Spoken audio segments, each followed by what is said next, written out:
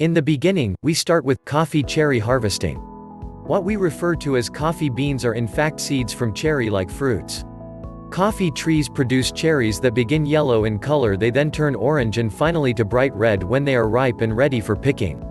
Coffee cherries grow along the branches of trees in clusters. The exocarp is the skin of the cherry and is bitter and thick. The mesocarp is the fruit beneath and is intensely sweet with a texture much like that of a grape. Then there is the parenchyma. This is a sticky layer almost honey-like which protects the beans inside the coffee cherry. The beans are covered in the endocarp, a protective parchment-like envelope for the green coffee beans, which also have a last membrane called the spermoderm or silver skin. On average there is one coffee harvest per year, the time of which depends on the geographic zone of the cultivation.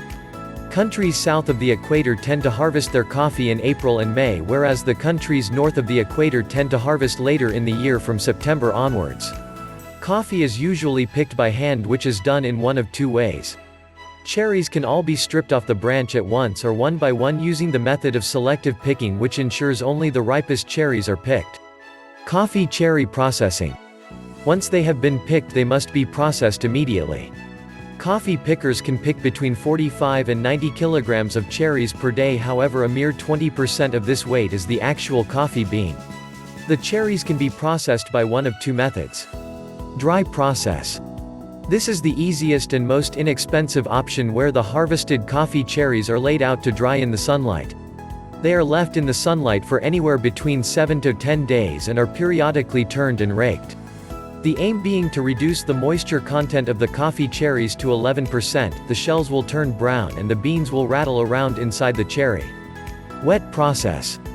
The wet process differs to the dry method in the way that the pulp of the coffee cherry is removed from the beans within 24 hours of harvesting the coffee.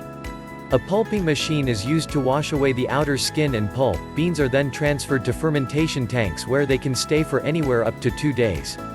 Naturally occurring enzymes loosen the sticky parenchyma from the beans, which are then dried either by sunlight or by mechanical dryers. The dried coffee beans then go through another process called hulling, which removes all of the layers. Coffee beans are then transferred to a conveyor belt and graded in terms of size and density. This can either be done by hand or mechanically using an air jet to separate lighter weighing beans which are deemed inferior.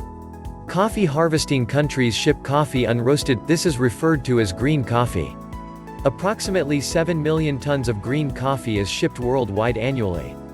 We hope this video has been of interest. If you have anything to add to this, please let us know and we will include it in a future videos. Thanks for watching. Please, if you like this video, make like, subscribe, or share the video with your friends.